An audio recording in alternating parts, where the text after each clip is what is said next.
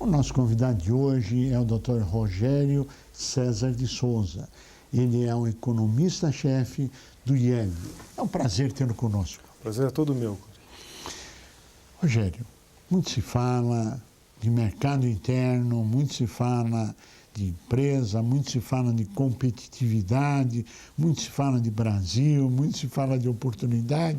Vamos esmiuçar um pouquinho esse tema? Vamos começar com o mercado interno? Vamos sim. Quando a gente fala em mercado interno, nós estamos querendo basicamente dizer o seguinte, é o consumo, é a demanda dos consumidores, são o consumo das famílias, tá certo? E isso vai bem mesmo, né? Há muitos indicadores que mostram que o consumo das famílias nos últimos anos cresceu muito, né? Isso devido ao avanço do emprego, né? E, junto ao avanço do emprego, o aumento do rendimento real do trabalho. Ou seja, a nova classe C? Exatamente. Essa classe C também é uma ascensão, né, de uma parte da população para o que a gente chama hoje de classe C. Isso tudo bombou ou jogou para frente essa demanda, esse mercado interno. Então, um grande pilar, quando a gente fala do mercado interno, é o consumo das famílias. E, repito, isso nos últimos anos tem sido bastante favorável, evoluído de forma bastante positiva. Ou seja, todas as economias desenvolvidas hoje no mundo estão criando e continuam com o discurso da economia globalizada, mas cada vez mais fechando o seu mercado interno. Isso é real? Essa é a visão de Ed? Essas são as suas análises? Como é que... É verdade. Nós percebemos o seguinte, depois da crise de 2008, né, muitos desses países desenvolvidos, na Europa, os Estados Unidos, né, mesmo o Japão, estão com dificuldades, enfrentando dificuldades até hoje, né? E a saída para essa crise, desde 2008, era a seguinte, vamos exportar. Todo mundo resolveu achar uma solução via exportação. Mas o fato é o seguinte, exportar para quem está todo mundo em crise? Ora, para as economias que estão melhores, como, por exemplo, a brasileira, né? Por quê? Depois da crise, nós tivemos algumas ações do governo, né, que reverteram um processo de absorção dessa crise de forma mais forte. Então, isso fez com que o país, lá já em 2009, no segundo semestre, começasse a apresentar resultados bons, e em 2010 a gente viu uma economia até pujante. Então, o resto do mundo olhou para o Brasil, uma economia boa, crescendo firme, né? Vamos exportar para o Brasil. E o fato é isso, quer dizer, mercado interno firme, né? Você vem aqui buscando colocar o seu produto aqui dentro e a gente percebe que muitas vezes com práticas até desleais, né? Então, hoje a gente vê o produto estrangeiro competindo de forma bastante acirrada aqui dentro do país. Bom, quando a gente fala em importar produtos, na verdade, o que nós estamos fazendo? Exportando emprego, ou seja, deixando de gerar emprego no Brasil e gerando lá fora, e colocando em risco o Parque Fabril brasileiro, é isso? É isso mesmo, quer dizer, quando você fala, juntando as suas duas perguntas, mercado interno, o que está acontecendo lá dentro, então, mercado interno brasileiro bom, e a gente importando muito produto estrangeiro, nós estamos fazendo isso, nós estamos desenvolvendo a indústria de lá, o emprego de lá e deixando de produzir aqui dentro, deixando de gerar empregos aqui dentro. Os Estados Unidos tinham uma campanha há 70 anos atrás, que ela batia todo dia, Buy America. Nos últimos 10 ou 15 anos, ela começou a comprar produtos do país mais barato do mundo. E fez com que o seu Parque Fabril fosse para outros países ou que ela mesmo viesse a fechar. Esse é um dos grandes motivos da dificuldade da recuperação da economia americana? Eu acredito que sim, né? Porque o mercado interno passou só a importar e deixou de produzir. Exato. E ter a robustez do mercado interno. Nos últimos anos, a indústria americana foi perdendo participação no PIB, foi diminuindo. Muitas empresas americanas foram para fora do país, foram produzir em outros países, tá certo? Produzem lá fora, mas depois exportam para o próprio mercado americano.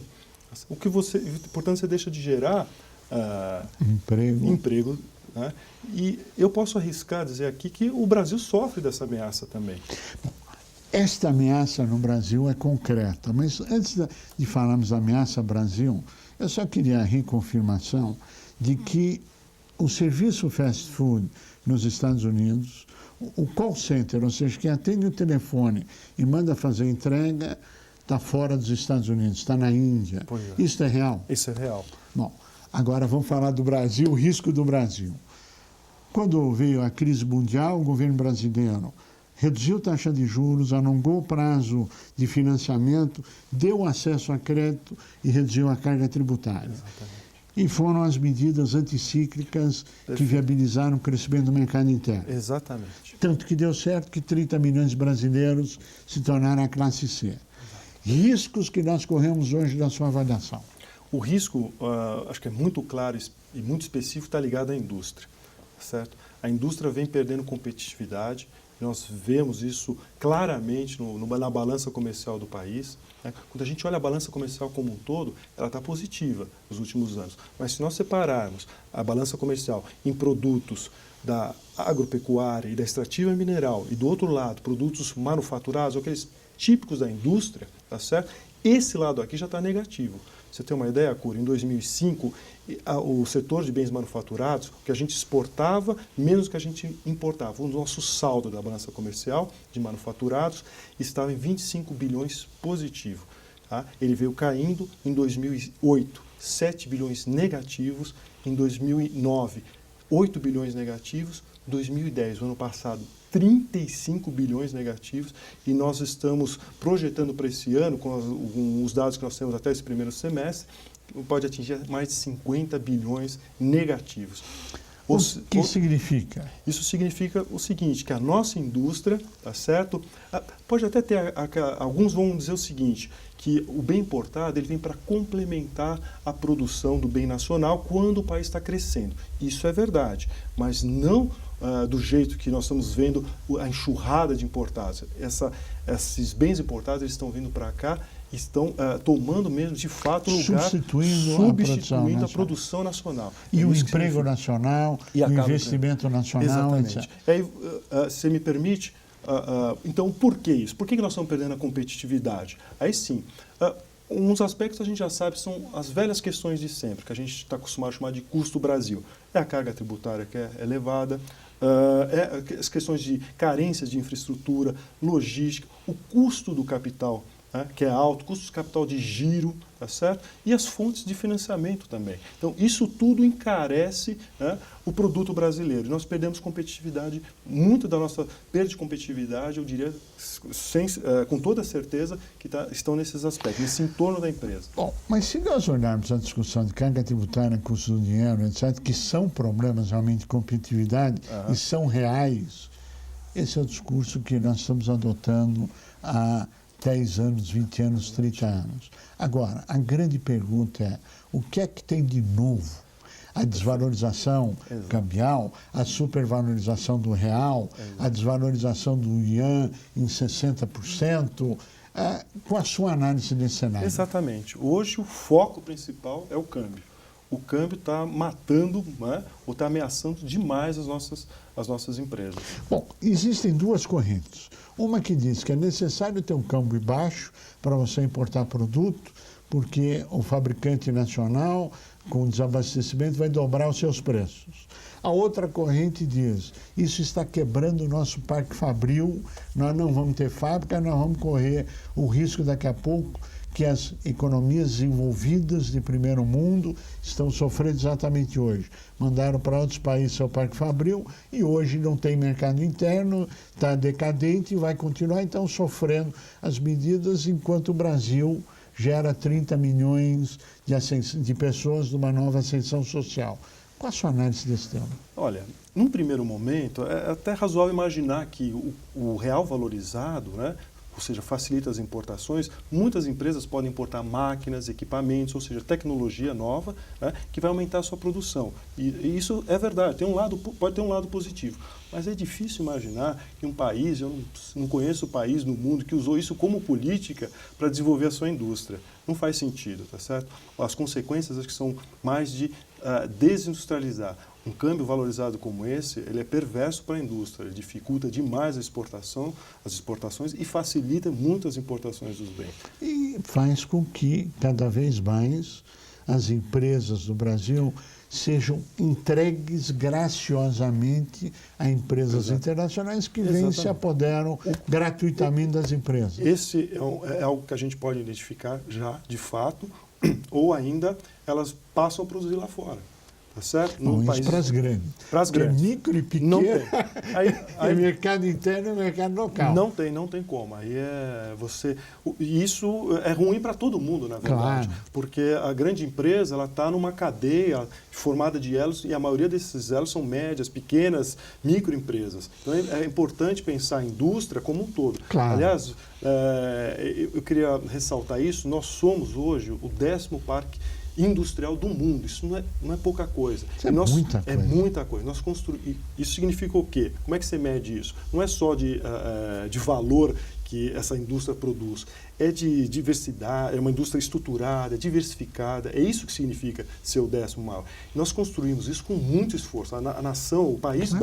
Né? E a gente não pode se dar o luxo, né, de perder isso, deixar isso se desmantelar, se desestruturar, como vem acontecendo. Isso que hoje a gente está observando como uma ameaça forte, em muitos casos já não é mais uma ameaça. Se a gente dissesse e pudesse fechar um olho e sonhar e dizer, o governo vai nos dar igualdade de condição competitiva, o Brasil ultrapassaria a posição de 5ª economia do mundo, na sua avaliação? Certamente. Eu acredito muito que a indústria é o motor aí da economia. Eu tenho estudado muito o comportamento da indústria em várias economias de sucesso, que a gente considera de sucesso, e vejo isso, né? E aí pensando a indústria, como eu disse, como um todo, desde as grandes até as microempresas. E aí sim, eu veria... a indústria, tendo condições, tirando esses aspectos, ela teria condições. Por quê? Eu vejo dessa forma. Porque no passado, quando foram colocados para as nossas empresas alguns desafios, essa empresa foi buscar. Por exemplo, na abertura comercial lá do governo Collor, lá no comecinho dos anos 90, aquilo foi algo, uma abertura, enfim, sem critério nenhum, né? E colocou as nossas empresas com uma exposição para o mercado internacional de forma muito abrupta, mas nós vimos que muitas empresas correram e se modernizaram e fizeram. O fato é esse, a empresa brasileira já mostrou, né, a indústria brasileira já mostrou que tem condições de correr atrás. E eu acredito que se tirar esse entorno que pesa, né, faz com que produzir no Brasil seja caro, você apelar para o instinto empreendedor do do produtor brasileiro, do empresário brasileiro, acho que nós não erraríamos muito em pensar que no futuro o Brasil teria bons resultados. Nós chegamos ao final do nosso tempo e pediria as suas considerações finais e te faria a pergunta. Apesar de tudo isso, você continua otimista e acreditando no Brasil?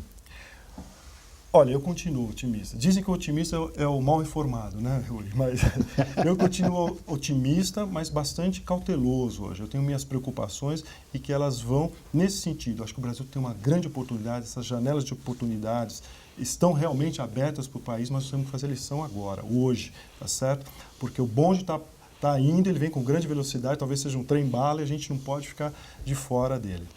Rogério César de Souza, queremos agradecer muito o seu trabalho, o seu posicionamento. Ficamos muito satisfeitos de saber que o IED e o SINP pensam o Brasil do mesmo jeito. E a você que esteve conosco até agora, o nosso mais profundo agradecimento, com a certeza que estaremos juntos na semana que vem. Até lá! As micro e pequenas empresas já são 7 milhões em todo o Brasil e representam 22% do PIB nacional. 60% da mão de obra com carteira assinada trabalham em micro e pequenas. Por tudo isso, a Secretaria Especial para este setor é tão importante para o Brasil, para a nossa indústria, para o fortalecimento do mercado interno e para o aumento da nossa competitividade. Secretaria Especial da Micro e Pequena Empresa. O SINP defende essa iniciativa. Apoie você também.